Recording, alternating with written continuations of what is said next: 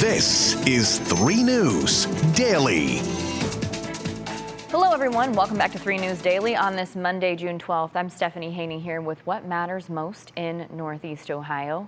And today we're starting with Ohio political news. The Ohio Supreme Court handed a limited victory to opponents of State Issue 1 today. I'm talking about one person, one vote. That's a nonpartisan group that's filed 2 lawsuits now against Issue 1. Now, Issue 1 is an effort to make it harder for voters to change Ohio's constitution. So Ohio's Supreme Court today has ordered Republican state officials to rewrite ballot language summarizing the measure's effects and fix errors in that ballot language. That includes incorrectly describing a new minimum number of voter. I'm sorry, can we start over? I was trying to get through that, but I can't.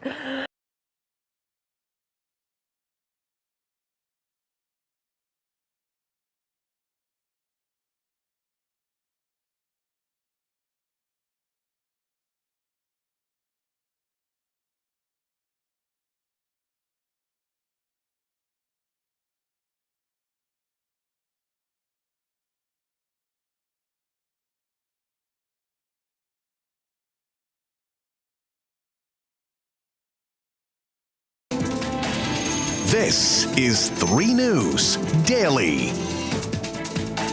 Hello, everyone. Welcome back to 3 News Daily on this Monday, June 12th. I'm Stephanie Haney here with what matters most in Northeast Ohio, and we're starting today with Ohio political news.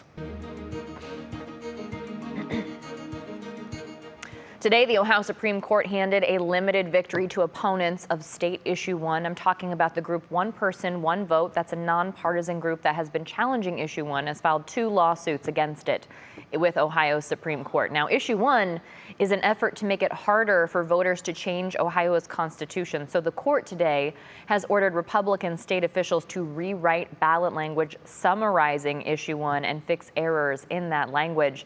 That includes part that incorrectly described a new minimum number of voter signatures that amendment campaigns need to collect from each Ohio county in order to qualify to get on the ballot in the first place.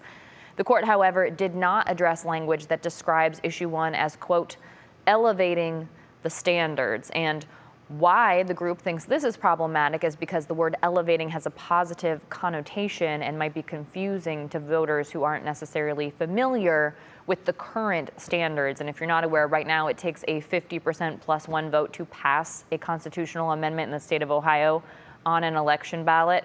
And this measure wants to make that minimum 60%. Now, I'll be talking more about this in our 5 o'clock show in my Legally Speaking segment. And also, as a reminder, the other lawsuit filed by One Person, One Vote wants to do away with the August special election, challenges the legality of that even happening in order for Issue 1 to move forward before other proposed constitutional amendments make it on the ballot. Now, in national news, former President Donald Trump is on his way to Miami to be arraigned on federal charges. He's not set to appear in federal court until Tuesday. He's appearing there tied to 37 felony criminal charges in connection with mishandling classified documents. This morning, he traveled from his golf club in Bedminster, New Jersey to Newark. The former president posted online that he's headed to Doral, Florida first. Now, following that arraignment on Tuesday, the former president is scheduled to give remarks back in New Jersey later on Tuesday night.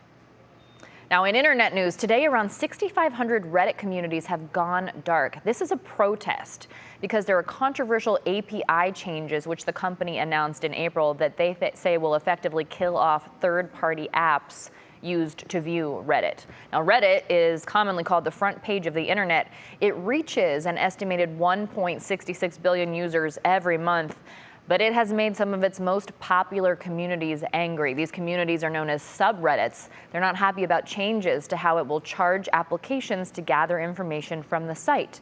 So in total today, more than 6,500 communities have chosen to go private. So that blocks off all access to the content on those subreddits, or they've made them read-only to protest the changes. They view these changes as an attack on developers, making the Reddit experience better. Now, a Twitch stream that is tracking this protest shows that another 700 subreddits plan to go dark at some point today. Now in Cleveland, police are investigating the shooting death of a 16-year-old boy on the city's west side.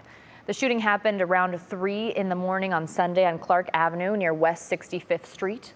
No one has been arrested for this shooting yet.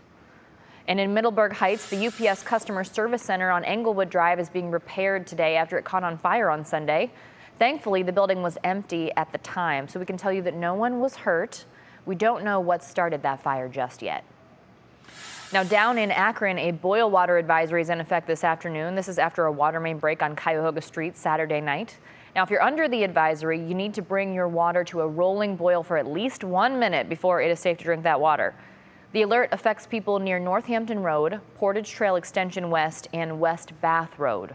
The full list of affected streets is on our website on WKYC.com. Now, it is Young Professionals Week in Cleveland, and WKYC is a proud sponsor of events taking place. This weekend, a group of volunteers from Engage Cleveland got together to clean up Euclid Beach on Cleveland's east side. They were picking up trash and debris from the shoreline. Now, this is one of dozens of networking events offered this week by Engage Cleveland. This is Cleveland's organization for young professionals. Here's what a volunteer says about these activities. I just want everybody in the community or outside the community to step in and realize that we can make an effect together and we can influence things together regarding the environment and community collaboration as well. Now, our own Isabel Lawrence is moderating a women's leadership panel on Friday as part of Young Professionals Week. For a full list of activities, you can go to engagecleveland.com. Now, over the weekend, hundreds of people showed up for the annual Crocker Park Block Party Touch a Truck event. It's named that because you get to climb in and out of law enforcement vehicles. It kicked off with a 5K run to benefit Westlake's K-9 unit, and after that run, that's when everybody got to meet police officers, SWAT teams, and people who work in the bomb unit. Now, police say this is great for establishing trust. The community can actually see us and have a face with the law enforcement, whether it's K-9, whether it's some of our special units, and it's for everybody to feel safe in the community. And another rare opportunity at this event, you're allowed to pet the K-9 officers, which normally you can't do because, of course, they are busy working.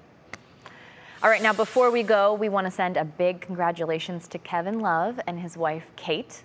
The couple welcomed their first child on Saturday, a baby boy.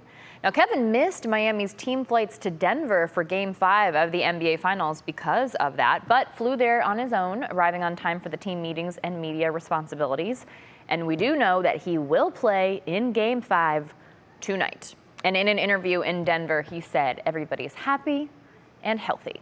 And we are very happy to hear that. Congratulations to the Loves. Thanks for being with us for the start of another week here on 3 News Daily. Everyone have a beautiful Monday. Stay warm. Wrap up. We got that rain and it's a little chilly out there. We'll see you back here on Tuesday for more of your top stories from Northeast Ohio.